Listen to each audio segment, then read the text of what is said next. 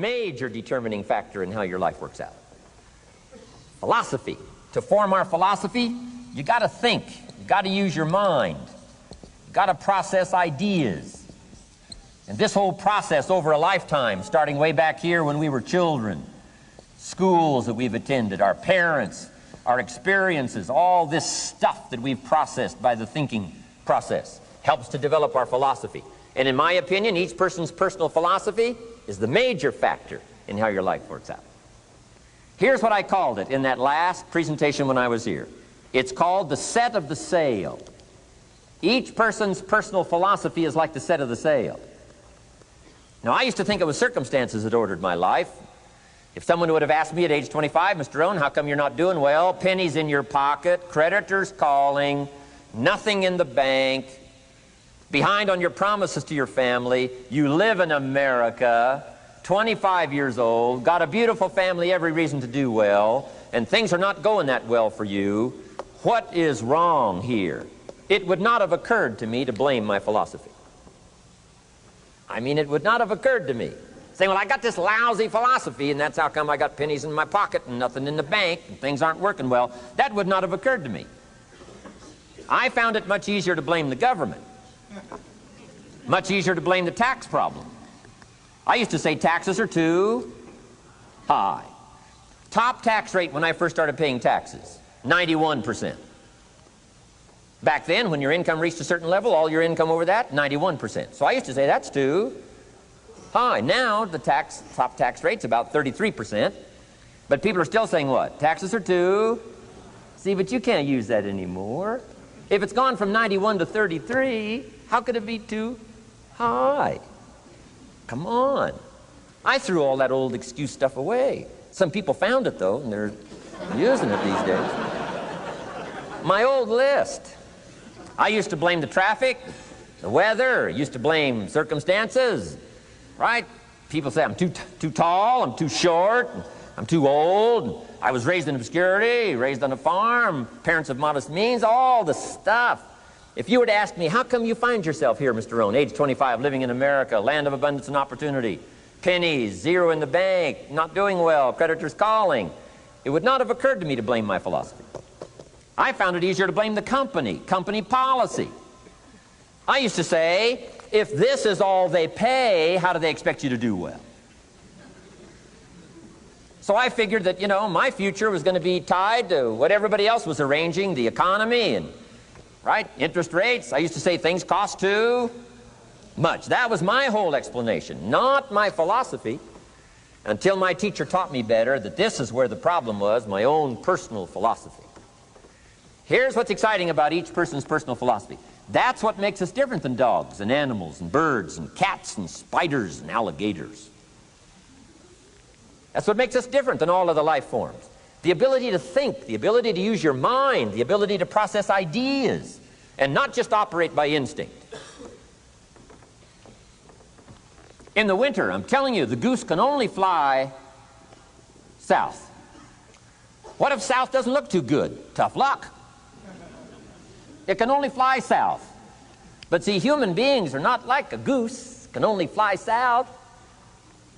I mean, you can turn around, go north, you can go east, you can go west, you can order the entire process of your own life.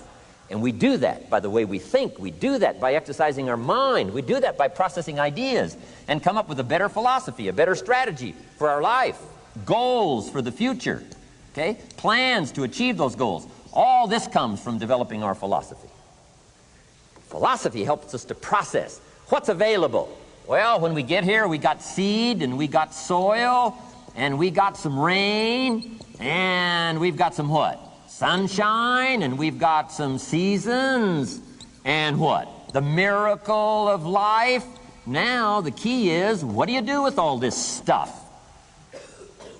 How do you turn all this stuff that's available here into equity and promise and lifestyle and dreams and future possibilities? All of this that's possible now with human beings, how do you take all this stuff and turn it into this equities and values? Well, it starts with philosophy. What is the seed? What is the soil? What is the sunshine? What is the rain? Is it possible to take some of each of all the stuff that's available and turn it into food and turn it into value and turn it into nourishment and turn it into something spectacular and unique that no other life form can do? And the answer is yes. But you cannot deal with all this stuff and what to do with it unless you start refining your philosophy. Think, use your mind, come up with ideas, and strengthen your philosophy. So the seed and the soil and the rain and the sunshine, this is called, you know, the economy and the banks and the money and the schools and everything that's available out there, processing information, what to do with all that, and turn it into equity and value. That is the major challenge of life, my personal opinion. So each person's personal philosophy now is going to determine what you're going to do with seed and soil and sunshine and rain and miracle, the change of seasons. That's it. My personal opinion. Each person's personal philosophy is like the set of the sail. That's what this seminar is for today. Help you to trim a better sail. You don't need a better economy. You don't need better seed and soil. In fact, when it comes to seed and soil and rain and sunshine and seasons and the miracle of life, that's all you got. Now, what if you blame this stuff? Then you're blaming all you got. If you blame the economy, and you blame the schools, and you blame the teachers, and you blame the sermons and the preachers, and you blame, you know, the marketplace, and you blame the company and company policy, what else is there? When some people get through with their blame list, there isn't nothing else. That's all there is.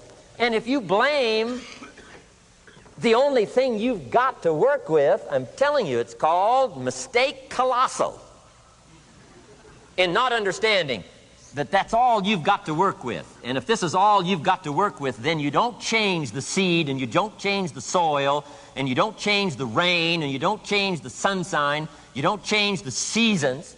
Right? Guy says, I'll take 3 springs, 4 summers, 9 falls, no winters. And no, you can't fool with this stuff. You got to take it like it comes.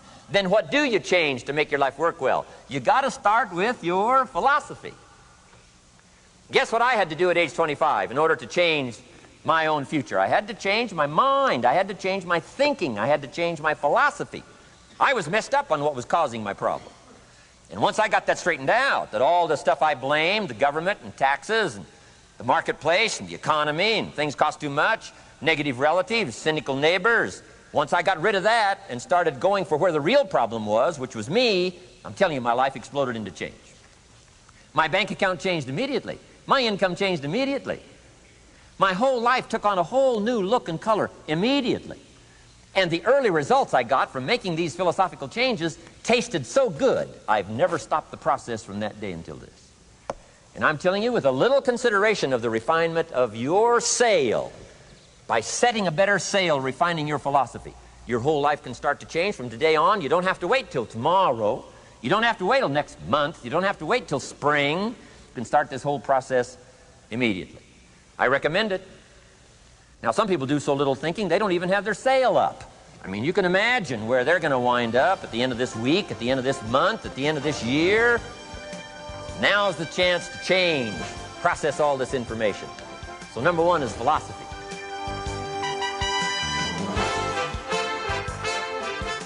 Here's the definition of success and failure. Just make this note. Here's failure. A few errors in judgment, repeated every day. Now, you can automatically assume, Mr. Rohn, I say, I can understand that. A few errors in judgment repeated every day. For 6 years?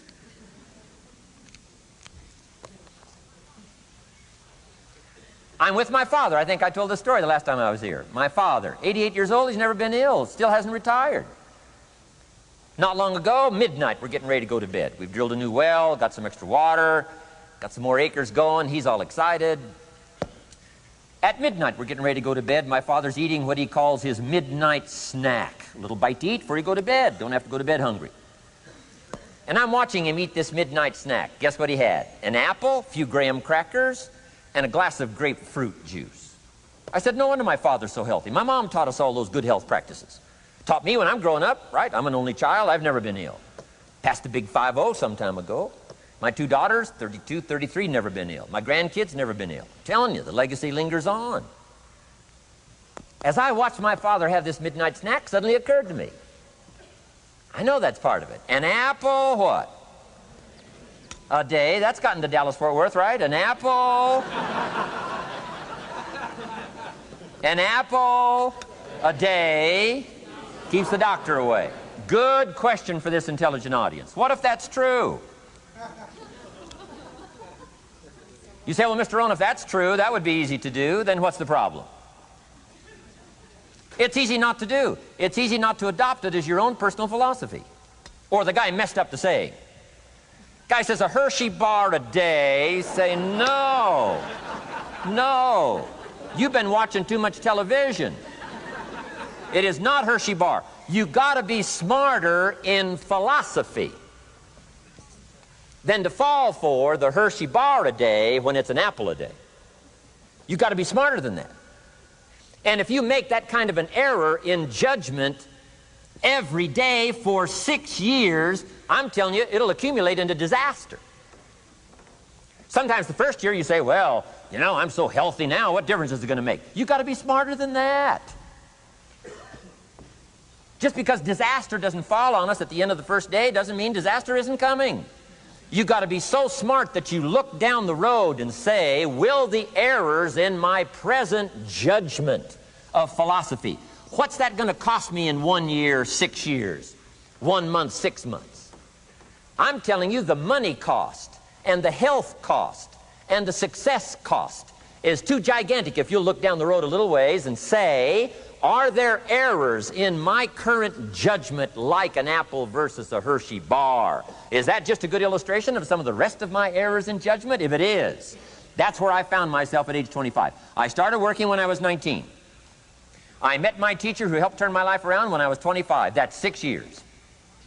At the end of the first 6 years of my economic life, I've got pennies in my pocket. I've got nothing in the bank. The creditors are calling saying, hey, you told us the check was in the mail. I'm embarrassed. I'm behind on my promises. I live in America. I'm 25-year-old American male. I got a nice family, every reason to do well. And I'm messed up. Now, what's messed up? I used to think it was the community that was messed up, and the country was messed up, and the government was messed up. If those Democrats ever get in the White House, that'll really mess things up. If the Republicans stay in power, that'll really mess things up. The economy was messed up. Interest rates are messed up. I thought all this stuff was messed up. Then I found out that's not what was messed up. I was criticizing the only thing I had to work with. What was really messed up was my own personal philosophy. My own errors in judgment in my own personal philosophy brought me in 6 years to pennies in my pocket, nothing in the bank, and trying to explain why I wasn't doing well, living in America, 25-year-old American male, got a family, every reason to do well. Now, once I understood this, here's the formula for failure: errors in judgment, being lax about developing your own personal philosophy. I'm telling you, it's called accumulated disaster. It doesn't matter whether it's your health or your bank account. Guy's got an empty bank account, probably has high cholesterol. Why? Over the last 6 years, he never paid attention to either one. And it doesn't matter whether it's a dollar, or whether it's your money, or whether it's your cholesterol count. All you got to do is commit the errors, and just because disaster doesn't fall on you at the end of the first day that you don't eat an apple. You say, well, I didn't eat an apple today, and tonight I'm not ill. Well, you got to be brighter than that. Someday you got to leave first grade. The reason we make those first grade desks so small so they won't fit at age 25. I mean, right? You don't belong here anymore. Come on.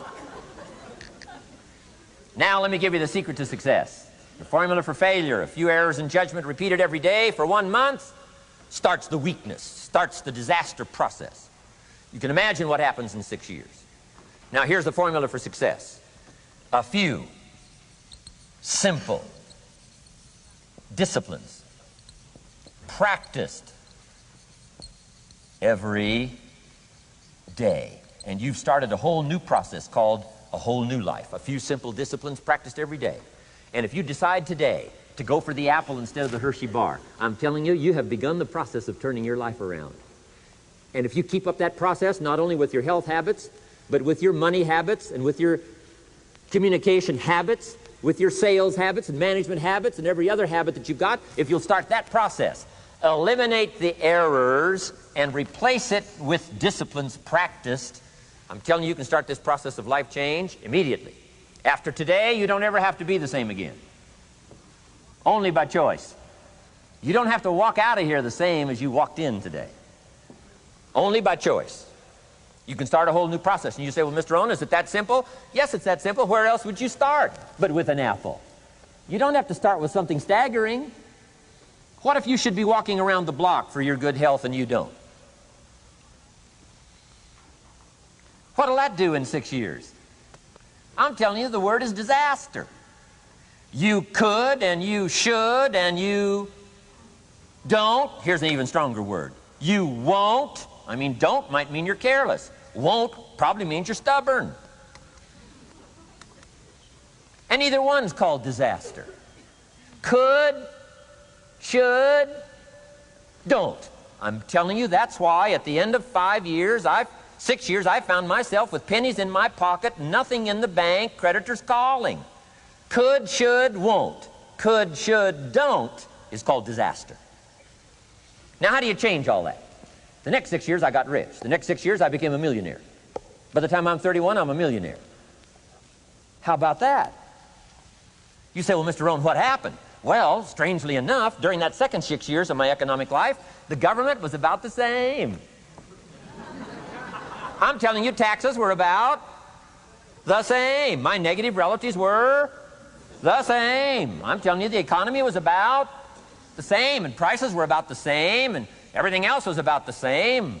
Circumstances were about the same. Then how come I got rich? How come I totally changed my life? I was not the same. Somebody says, well, what did you go to work on to do all that? I started with my philosophy. I started amending my errors by doing some better thinking, changing my mind, coming up with ideas that I didn't have before I met my teacher.